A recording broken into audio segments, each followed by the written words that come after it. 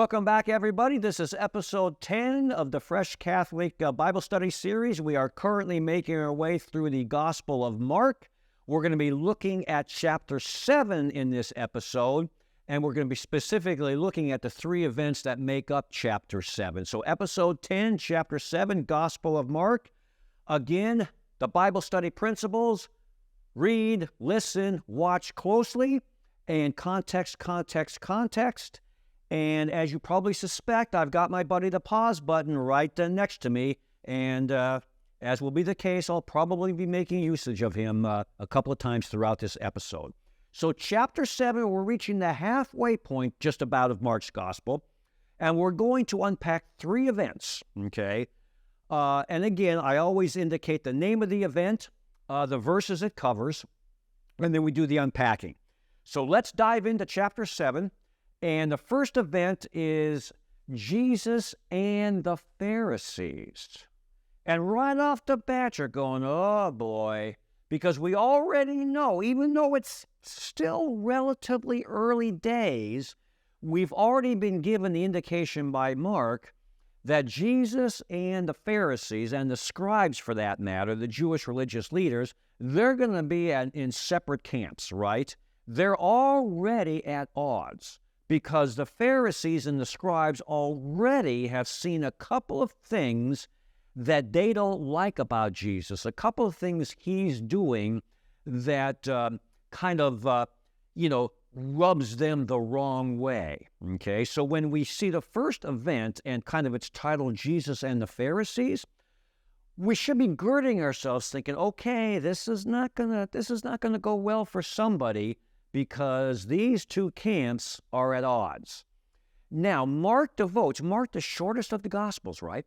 He devotes 23 verses to this particular event, which are a lot of verses for Mark. He doesn't devote 23 verses to a lot of events in his Gospel, because Jesus is always going places, always on the move, right? So the fact that he's going to devote 23 verses to this event gives us the idea that this event is important in Jesus' public ministry.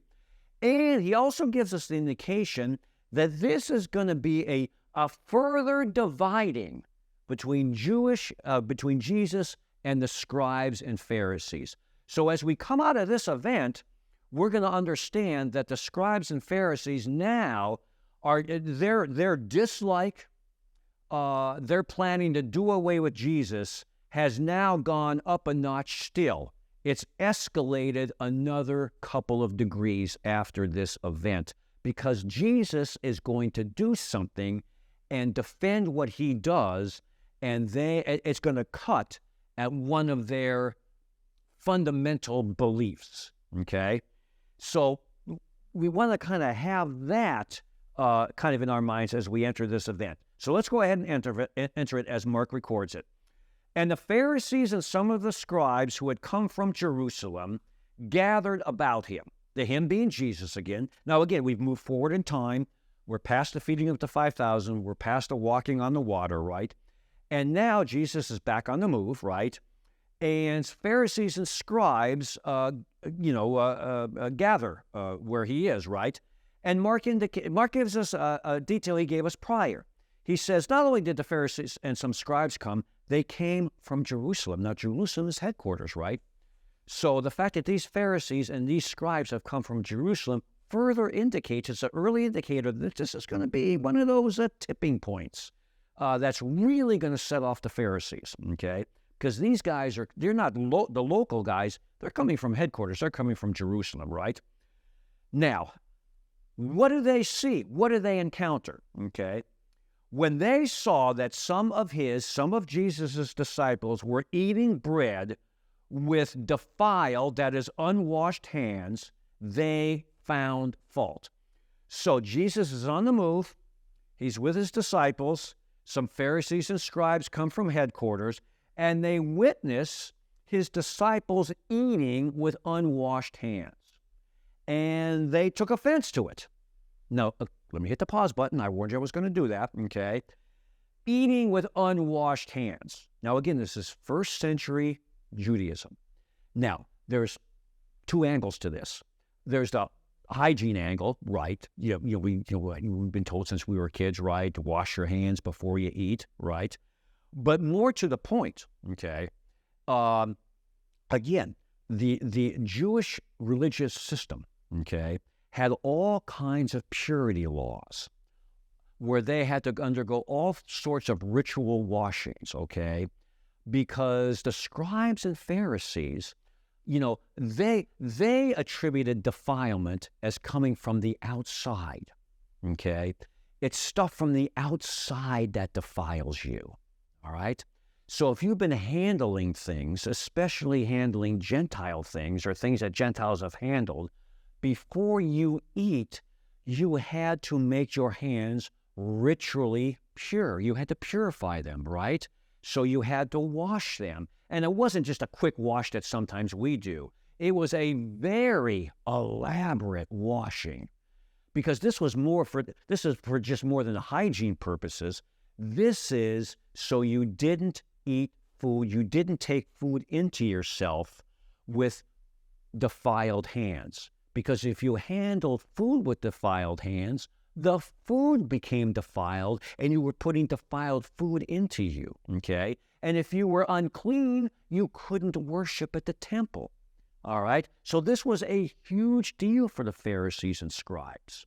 So when you go through it, you might say, oh, they witnessed his disciples eating with unwashed hands. Well, it's probably not the best hygiene, but why did they just go off the deep end? That's why, okay?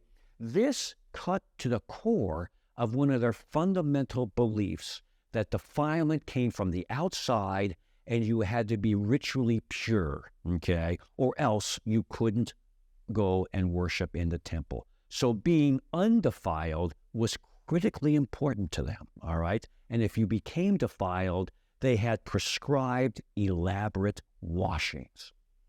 So he sees Jesus' disciples eating with defiled hands. And that was a huge no-no, all right? Now, they're going to react to this, right? So let's see how Mark records their reaction. Well, first he says they found fault, okay? But that's just the beginning, okay? They see him eating with unwashed hands, right? They found fault.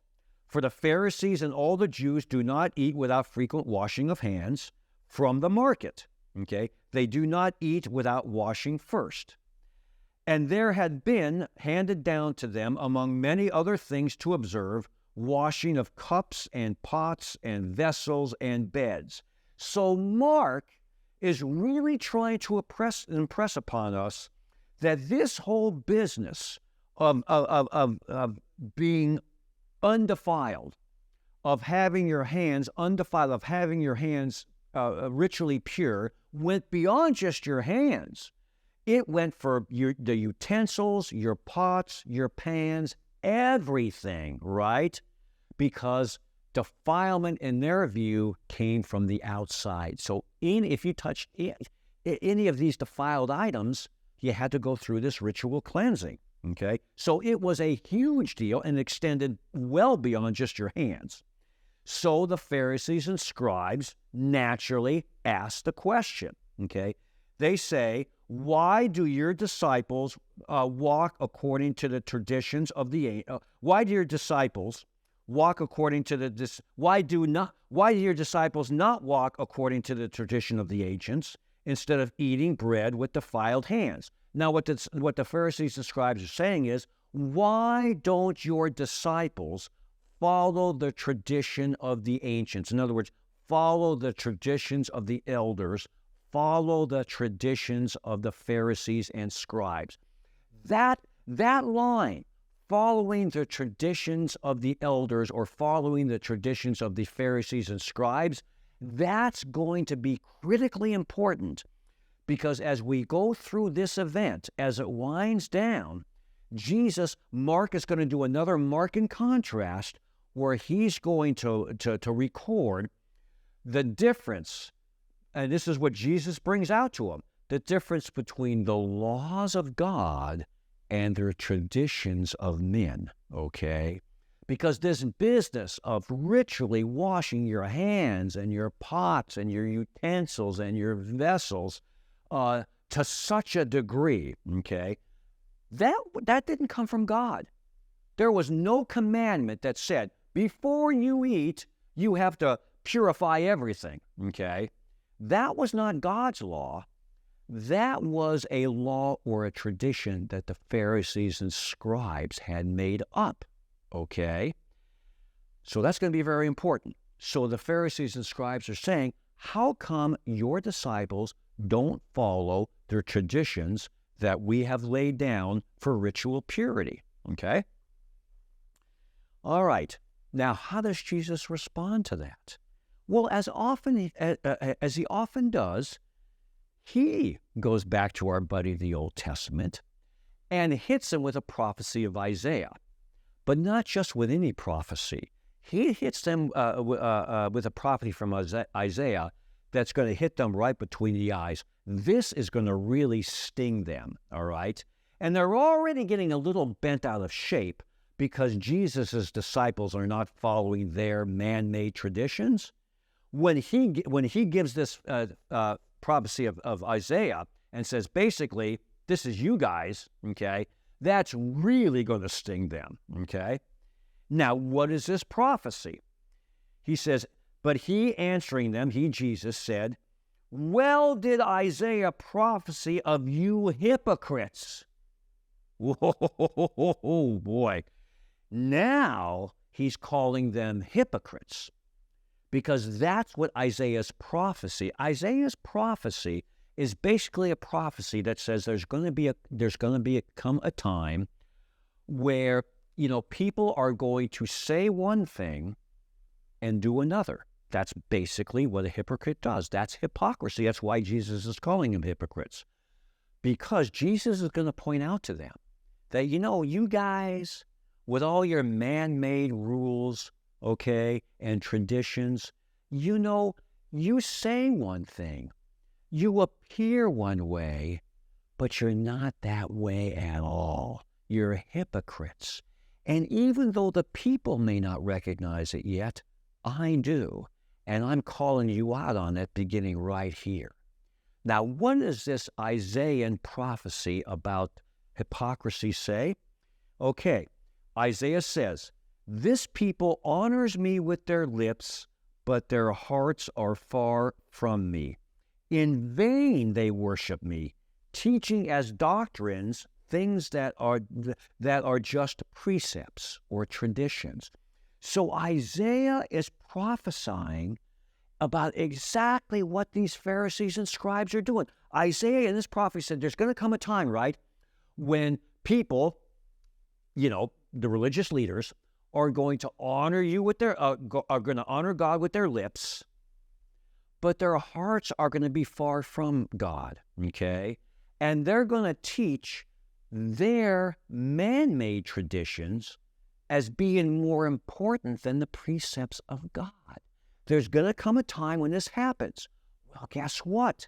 That time has come. That's exactly what the Jewish religious leaders are doing, right? They're saying one thing, they're appearing very religious, right? By all appearances, they have hearts for God, but their hearts are far from God. They're more interested in people following their rules than God's law. So Jesus is saying, you Pharisees and scribes, you know your Old Testament, right? You know Isaiah, you know his prophecies, so you'll know this prophecy when I hit you with it, okay? So the Pharisees and scribes know that Jesus is telling the people Isaiah prophesied about, that's you guys. And the time that Isaiah prophesied is now come. You and what you're doing in hassling my disciples about eating with unwashed hands and teaching your doctrines are more important than God's doctrines, you're doing exactly what Isaiah prophesied you would do. And he made this prophecy hundreds and hundreds and hundreds of years ago, all right? So this wasn't lost on the Pharisees and scribes, all right? So now put yourself in the shoes of the Pharisees and scribes. Number one, They don't like the fact that Jesus is letting his disciples eat with unwashed hands. They don't like the fact that Jesus is letting his disciples break their man-made traditions, their man-made rules. And now they really don't like the fact that Isaiah has thrown, or that Jesus has thrown Isaiah's prophecy at them and saying, hey, this is you guys, okay? So you know that the Pharisees and the scribes are not going to take this lying down, right? So, okay. Now, Jesus then goes on, okay, and he says, you let go of the commandments of God and hold fast to the traditions of men. You don't worry about God's commandments, but you do worry about the rules and the laws and the doctrines that you've made up, right? All right.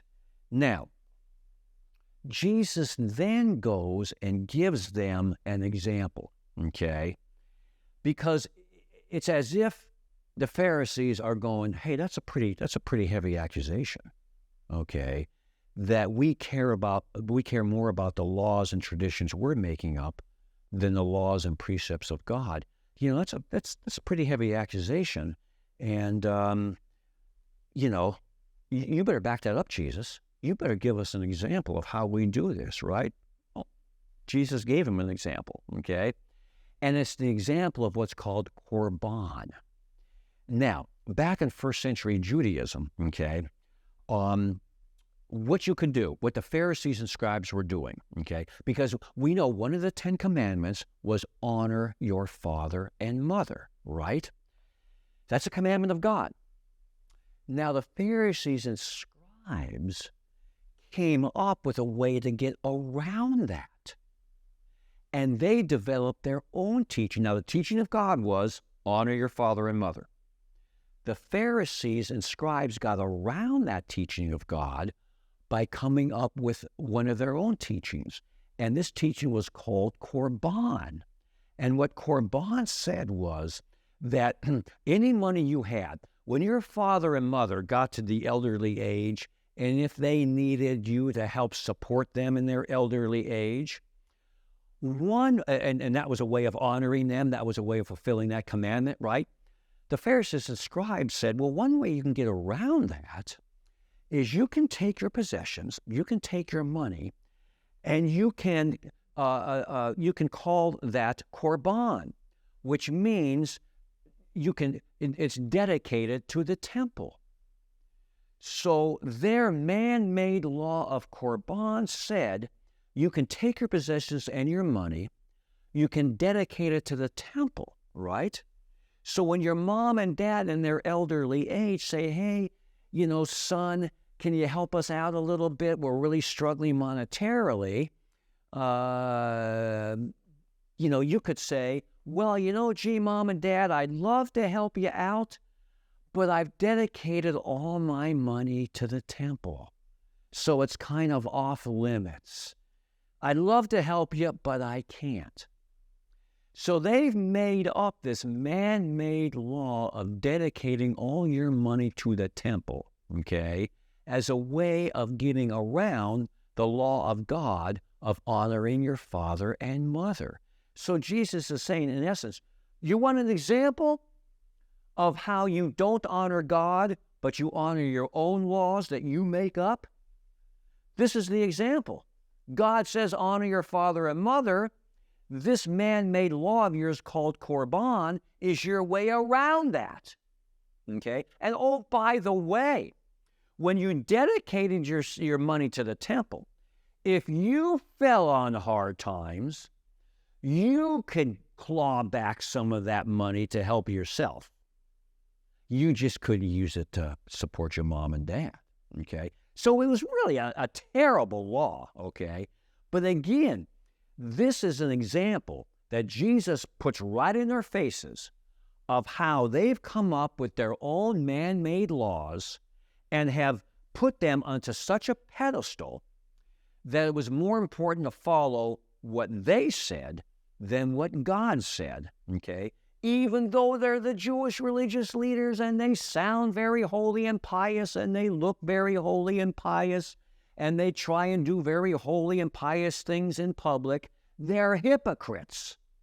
because their hearts are far from God, because they're coming up with laws that allow them to circumvent the law of God.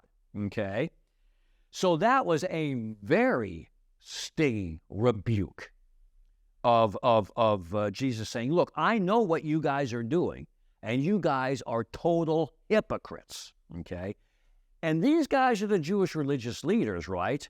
They were in charge of the Jewish religious system. They ran the temple. They ran temple worship, all right? And in their eyes, here's this guy. He's not a rabbi, right? He's not a scribe. He's not a Pharisee. He's just some itinerant teacher that is basically calling us, the Jewish religious leaders, hypocrites, and is allowing his disciples to flaunt our rules. Well, you got to know they're not going to take that lying down, right? So coming into this event in chapter 7, they've already started to take a dislike to Jesus, and they've already started to kind of talk among themselves, we got to do something about this guy. Now, that's going to go into overdrive, okay? Because they've been called out, and they've been called out hard, all right? Wow. Okay. And then Jesus goes from talking to the scribes and Pharisees, he then turns to the crowd. Oh, this ratchets up to another degree. Because Jesus wasn't just calling the Pharisees and scribes hypocrites and giving them a prime example of their hypocrisy. He wasn't just doing this in private. There were people watching this all play out. So he was calling them hypocrites in front of other people, right? So then he turns from talking to the scribes and Pharisees, he turns to the people, and he teaches the people. He says, from now on, it's never been the fact. Defilement doesn't come from the outside. Defilement comes from the inside.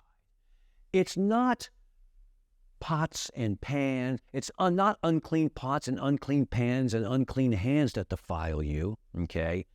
It's your own heart that can defile you, okay? Because out of your own heart come evil thoughts and deeds. Defilement comes from within, not from without, all right? So people, if you're looking for the source of defilement, it's not unwashed pots and pans and hands from the outside. The source of defilement could be your very own heart, because out of your heart comes evil thoughts and deeds. And just in case, he didn't want to kind of leave it kind of generalized, he gives quite a list, okay, of those evil deeds, right? And take a look at the list he says. He says, evil thoughts, fornication, theft, murder, adultery, coveting, deceit, licentiousness, envy, slander, pride, foolishness. Okay? So he really drives the point home. If you're looking for the source of possible defilement in your life, it's not coming from outside, it's coming from your own heart. Okay?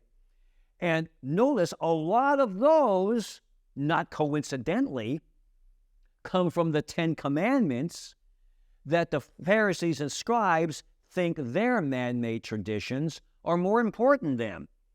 Theft is one of the, thou shalt not steal. Murder, thou shalt not murder. Coveting, thou shalt not covet. Okay? So a lot of those come from deceit. Thou shalt not bear false witness. So Jesus comes up with a lot of the commandments of God that can be violated based on the condition of your own heart, okay? So this was a major tipping point between Jesus and the Jewish religious leaders, because he is calling them out in the most direct way. He says, I know what you're doing. I know what you're teaching the people, and what you're doing and what you're teaching the people is wrong. You're hijacking the religious system. You're moving people away from the heart of God, not towards them. And I'm here to bring them back to the heart of God. So there were clear lines of distinction drawn. That's why Mark devotes 23 chapters to this. Because as we'll see as we go through the rest of Mark's gospel and Jesus' public ministry, the opposition is just going to just ratchet up and up and up to the point where they say, hey, we got to kill this guy. Okay? And you might say, well, how did they get to that point in their minds? Well, this was one of the real tipping points right here. Jesus and the Pharisees, 23 verses of the first event in chapter 7. Whew, okay. Now, let me check my time. All right. Now, the next event, which is recorded right after this in Mark's gospel, is Jesus and the Canaanite woman. Only 6 verses, but in these 6 verses, Jesus says another one of those very curious things.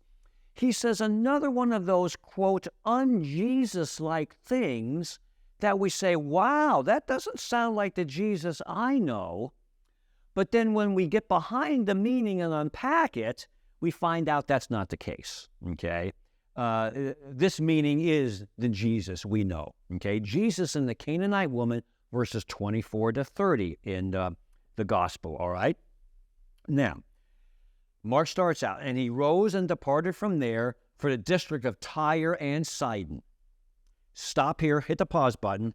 Tyre and Sidon. Now, Tyre and Sidon, we mentioned this previously. Up in Galilee in the north, in Gentile territory, there was a cluster, a kind of a constellation of 10 Gentile cities or towns, right? They were called the Decapolis, Deca for 10. 2 of these 10 Gentile towns or cities were Tyre and Sidon. So when Mark says that Jesus entered the district of Tyre and Sidon, he has entered the Decapolis. He has entered that cluster, that constellation of 10 Gentile territories or cities. Specifically, 2 of those cities, 2 of those 10, Tyre and Sidon. So, bottom line, Jesus is now in Gentile territory, right? And he encounters a Gentile woman, a Canaanite, right? He enters a house, okay?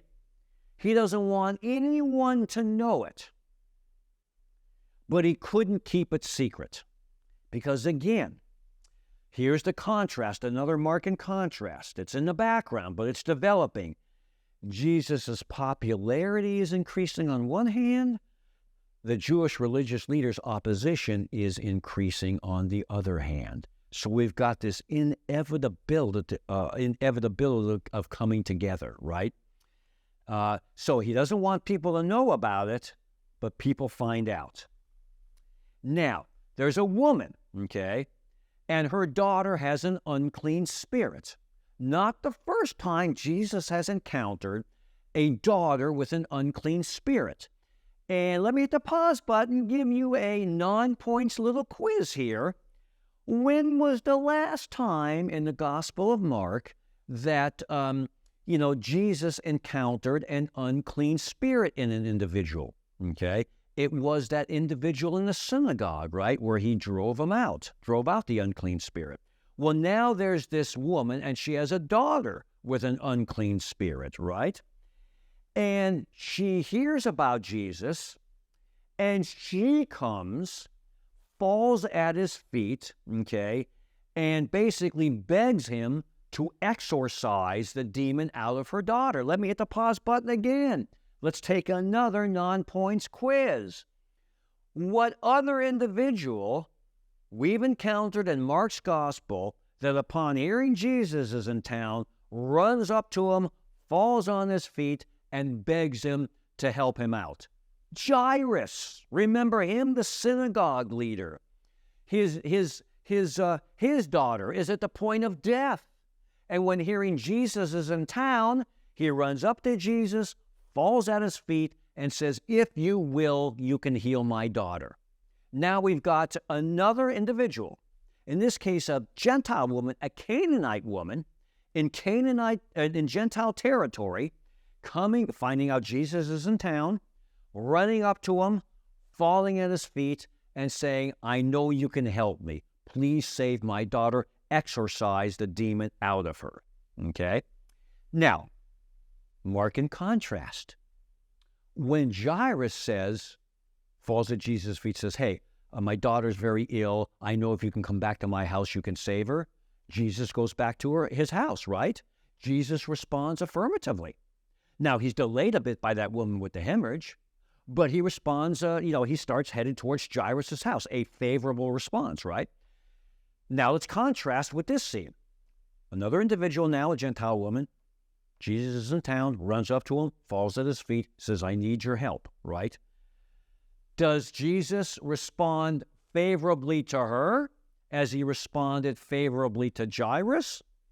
Well, let's read on. Let's see what Mark says. Okay, let's see how Mark records Jesus' response to this woman in seeming contrast to his response to Jairus. Okay, so let's back up. Okay, the woman comes, falls down at his feet. The woman was a Gentile. Mark wants to reaffirm that in our minds, right? She was a Syrophoenician woman by birth. So she's a Gentile by birth. And she besought him to cast the devil out of her daughter.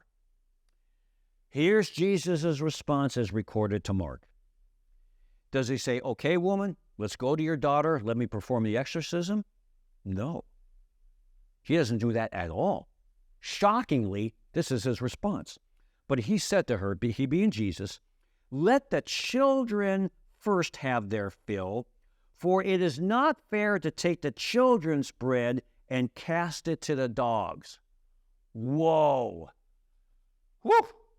Wait a second. Maybe I didn't hear that right. Maybe you didn't hear that right. Maybe I didn't read that right. Let me go back into this event and chapter. Make sure I read what I read, okay? But he said to her, let the children first have their fill, for it is not fair to take the children's bread and cast it to the dogs. Yeah, Charles? That's what Mark recorded Jesus is saying, okay? It's not fair to take the bread meant for children and give it to dogs, okay? Now, the bread in this case, he's not talking about physical bread, all right? He's kind of alluding to, his performing of miracles, right? And he seems to be calling this Canaanite woman, this Gentile woman, a dog. And you're saying, wait a second. This is Jesus? Well, it's certainly not the Jesus I know. You know, Jesus calling it, this woman, she's got a daughter with an unclean spirit. This demon is tormenting her daughter. She finds out Jesus is in town, runs up to him, falls at his feet, and has enough faith to say, I know you can heal my daughter. I know you can drive out this demon. So this woman performs an act of worship. She falls at his feet and displays great faith, and she's a Gentile, for crying out loud, right? You think Jesus would really respond favorably to that, right? Because we've indicated that he's come to save the Jewish people and the Gentiles. And here comes this Gentile demonstrating great faith. So you think he would respond really, really positively, but seemingly he's basically saying, no, it's not right, and you're a dog. Whoa, wait a second. Either Jesus has gone off the rails, or Mark has recorded these words incorrectly, or there's something more than meets the eye. Well, we know the first two are not possible. Jesus doesn't go off the rails. He's God. We know Mark didn't record this wrongly because what all the gospel writers recorded is what the Holy Spirit inspired them to record, right? So it's not a case of the first two, so it's got to be a case of the third. There's got to be more to this saying than meets the eye, right? Well, there's a couple of things we want to say here, okay? Number one, okay, in contrast, a lot of times Gentiles back then, okay, were kind of called and considered dogs, meaning they were second best, right? They were not on the same level as the Jewish people. A lot of a lot of people thought that way about the Gentiles, that they were kind of like a lower class of people, right? That's kind of how they thought of them. That's kind of how they treated them. So Jesus, a lot of times the Jewish, not all obviously, but there were some Jewish people that kind of thought that the Gentiles that way. They thought, we're the children of Abraham. We're the chosen people. You Gentiles, you're just dogs. So it was a way of dividing themselves from the Gentiles and basically saying, we're the chosen ones, you're not. We're the children of Abraham, you're not. You're something less than that. You're kind of like a dog, okay? So Jesus was using the language of the day and how these distinctions were being drawn by some. So he wasn't calling the woman a dog, all right? He was indicating that, okay, this has been the thinking. Up to this point, this has been the thinking. The Jewish people are the chosen ones, the Gentiles are not. The Jews will be saved, the Gentiles won't. And Jesus, as we've already indicated, has said that's not the way it is, okay? The famous John 3:16, right? God so loved the world, he sent his only beloved son. He didn't say God so loved the Jewish people. God so loved the world. Jesus came to save the Jews and the Gentiles, right? So he was using kind of the language of the day to kind of indicate the distinction that's being made. And he's kind of indicating, as we'll find out at the end of this event, something? That's not the case.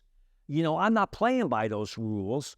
I don't look at the Gentiles as being unworthy of not being worthy of being saved, and the Jewish people everybody's worthy of it. I've come to save everybody, including the Gentiles. And this will be made clear as this event rolls out. So it's not Jesus being un-Jesus-like. It's not Jesus being cold to this woman. It's not Jesus calling her a dog. He's basically saying, okay, this is the way it has been, but it's not going to be this way anymore. I'm an equal opportunity savior. I'm here to save everybody. All right. So let's dive back into the recording. Okay. Let's pick up what Jesus says. Okay. It's not fair that the children have their fill, for it's not fair to take the children's bread and to cast it to the dogs. Now, the key to this is how she responds, because notice her response. For those of us that might have thought Jesus is insulting her to the max and calling her a dog, her response indicates otherwise. She didn't take it that way at all. She knew Jesus wasn't insulting her. She knew Jesus wasn't belittling her. She knew Jesus wasn't calling her a dog. How do we know she didn't know?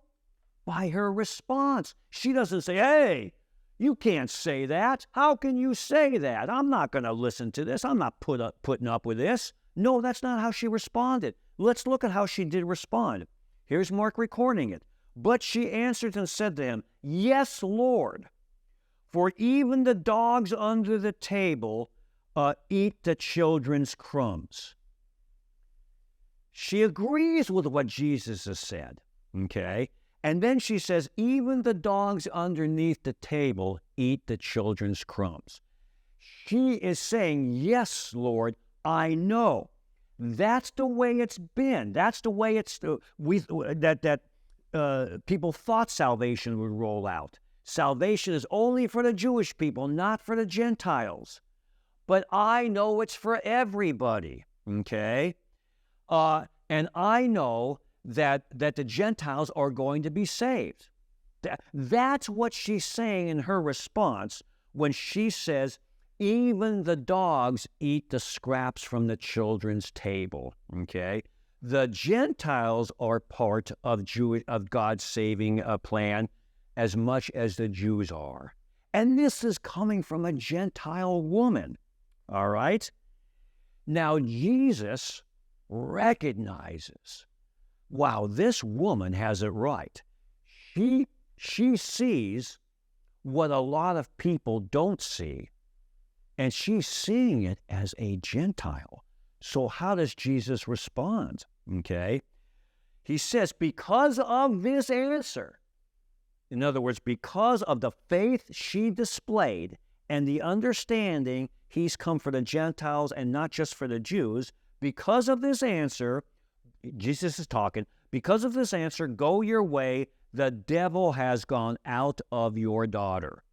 So he does respond positively to her request. Beginning of the event, she falls at his feet, begs him to exorcise the demon out of her daughter. End of the event, he does. But in between time, okay, it looks like not only is he not going to perform the exorcism, it looks like he's calling her a dog when really he's saying, this is the way it's been thought. It's not the way it is. I came to save everybody. You recognize and understand that. And because you've demonstrated this faith and understanding, okay, the demon has been exorcised out of your daughter. So, 6 verses, but there's a lot going on here, and especially that one comment where we tend to think, wait, he's calling her a dog? Not the case at all.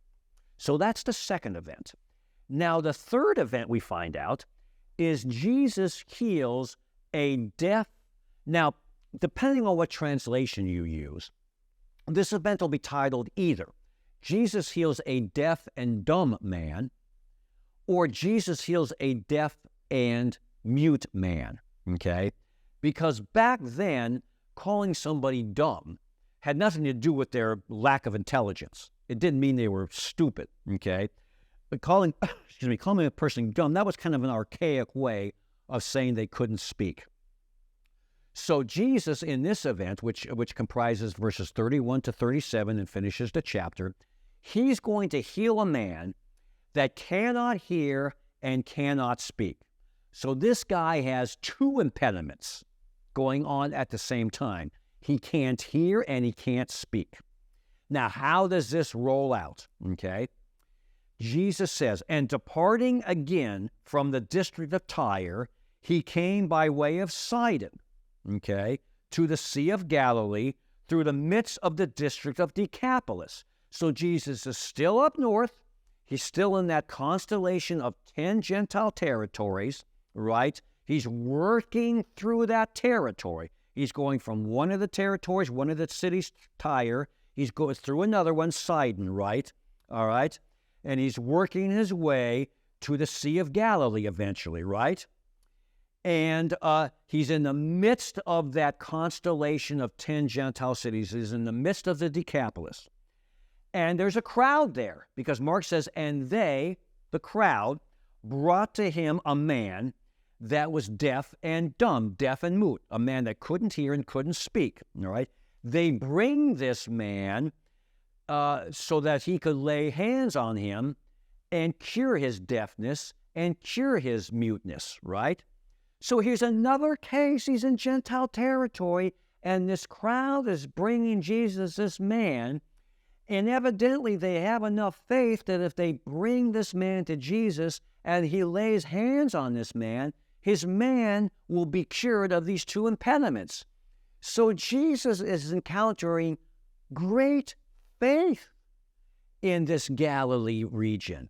He's in this Decapolis. He's encountering great faith among the Gentiles, okay? Now they bring this man to him, can't speak, can't hear, wanting Jesus to lay hands on them, right? How does Jesus respond? Jesus always responds favorably to faith, right? And again, non-points quiz, right? Let's think back. The 4 guys that brought their paralytic friend on a stretcher. Uh-oh. Is that going to... Okay. We can excuse it. So you're going to edit it out? I'm going to edit it out. Okay. So where should I begin again? The non-points... Oh, okay. I'll back it up because you can figure out. Okay, so I'll back it up to Jesus encountering great faith in this region. Okay, so let me know when to go. So Jesus is encountering great faith in the region of the Decapolis, a Gentile region, okay? And how does Jesus respond to these guys' faith in bringing this man to Jesus, for Jesus to lay hands on him? Jesus always responds favorably to faith. Let's think back on a couple of instances. Those 4 guys that brought their paralytic friend on the stretcher, and they couldn't get in the front there, so they go up the roof, they tear through the roof, and they lower him down. Remember that event? Okay? Jesus says, okay, because of the faith I see in these guys, your paralysis is healed, your sins are forgiven. The Canaanite woman, because of your great faith, your daughter has been healed, right? It has been exorcised of the demon. So here, these guys are displaying great faith. Jesus responds favorably to faith, of course, which he will, all right? So you suspect he's going to respond favorably to these guys' faith, right? And he does. So Jesus does something interesting. He does several things interesting. Bottom line is he's going to heal this guy, these 2 maladies, right? But look at the way he does it, okay? He does it a little differently than the norm. First of all, he takes the guy away from the crowd, so he and the guy are by themselves. So this is kind of a private miracle, a private healing. So in your mind's eye, okay, he takes the guy away from the crowd. It's just Jesus and the guy, right? And Jesus does 2 things. He puts his finger, he puts his finger in the guy's ear, because remember, the guy can't hear. And then he spits and puts his finger on the guy's tongue. Now, to us, we're thinking, oh, God, first of all, that's totally unsanitary. But, I mean, can you imagine somebody spitting on their hand and then putting it in your mouth, on your tongue? You'd recoil, right? Okay? So to us modern day hearers and listeners, right, we're going, oh, God, that sounds grotesque. That's gross. Why would you just heal the guy? You're God. You've healed people by touching them. You've healed people from a distance, right? You can certainly heal this guy. But again, Jesus is intentional, number 1, and we've already indicated that Jesus' miracles are meant as signs. They're teachings. Jesus taught in word and in deed, all right? So there's a reason he's putting his finger in the guy's ear, because the guy can't hear. One problem he has is with his ears. There's a reason he's putting his finger in the on the guy's tongue, because he can't talk. So and remember, the guy can't talk or can't hear. So it's not like Jesus is saying, okay, well, I'll go ahead and I'll cure your lack of hearing. I'll cure your lack of speaking. The guy can't hear. So even if Jesus tells him that's what he's going to do, the guy can't hear it, right? So Jesus has got to come away with another way to get across to this guy that I'm going to heal you and I'm going to heal both of your impediments. So when he puts his finger in his ear, that's the sign to the guy that, okay, my ears are going to be healed. When he puts his finger in the guy's tongue, right, that's a sign to the guy that his tongue is going to be loosed. He's going to be able to speak. So in essence, instead of using verbal language to tell the guy how he's going to heal him, he uses kind of like, the first century AD version of sign language. He's getting a message across to a guy, not with words, but with actions, because the guy can't hear, right? And in fact, the guy does heal. The healing does occur. The guy can now hear, and the guy can now speak. Now, let's read, again, details are important. And Mark doesn't say, after this miracle, now the guy can hear and the guy can speak. Listen to how Mark records the results of this miracle, okay? Let's pick it up. Taking him aside from the crowd, he put his fingers into the man's ears, and spitting, he touched his tongue. And looking up to heaven, he sighed and said to him, Ephphatha, that is, be opened. And his ears, listen to the words Mark uses, to the words the Holy Spirit inspired Mark to use. And his ears were opened at once. Immediately the guy could hear. Miracle, right? His ears were opened at once, and the the bond of his tongue was loosened, and he could talk, right? So immediately, as soon as, remember, the crowd brought this guy to Jesus so he could lay hands on him and heal him. Jesus has done just that. He's laid hands on him. He's touched, he put his finger in his ear. The guy has his hearing back. He spits on his finger and puts that finger on his tongue. The guy can talk, okay? So Jesus did do what these people wanted him to do, had faith that he could do. He laid his hands on him and he healed the guy. And the guy could hear immediately and he could speak immediately. Now let's take the second part of that, okay? Because when Mark says he heard and he spoke, and he heard and he spoke immediately, that's Mark's indication that this is a miracle. It is a complete and total miracle, right? Didn't take time. It didn't roll out in phases. Jesus acted and it happened, right? Now, the guy could now talk. His tongue was loosed and he began talking. Now, I don't know about you, but I didn't come out of the womb talking like I can now, right? I learned how to talk. Learning how to talk is a process, right? It's a process of your growth. You learn how to talk. You build up a vocabulary. This guy went from not being able to talk at all to talking perfectly. Another indication that this was a full, complete, immediate miracle, okay? His tongue was loosed and he began to speak correctly. From not speaking at all, not knowing how to speak, to speaking and speaking correctly. That doesn't happen in the natural realm. That's a process. But with this guy, it happened immediately because it was a miracle, okay? And then we see another occasion of Jesus invoking what we now know as the messianic secret. And he, being Jesus, charged them to tell no one. But the more he charged them, the more they continued to talk about it, right? So much so that people are saying, look, he does all things well. He has made both the deaf to hear and the dumb or the mute to speak, right? So word is spreading in Gentile territory, all right, that this is no ordinary guy, right? He's performing miracles, and the latest miracle he performed, okay, is he's made a guy with two impediments completely well. A guy that couldn't speak is speaking, a guy that couldn't hear is hearing, right? He's doing all things well. So again, belief now is starting to swell in even Gentile territory. And that's not going to be anything that Jewish religious leaders want to see either, all right? So that brings to a close chapter 7. Now in chapter 8, just as a teaser, I know I'm over time once again, but in chapter 8, in the last chapter episode, the previous episode, I indicated there were two feedings, a Jewish feeding of 5,000 and a Gentile feeding of 4,000.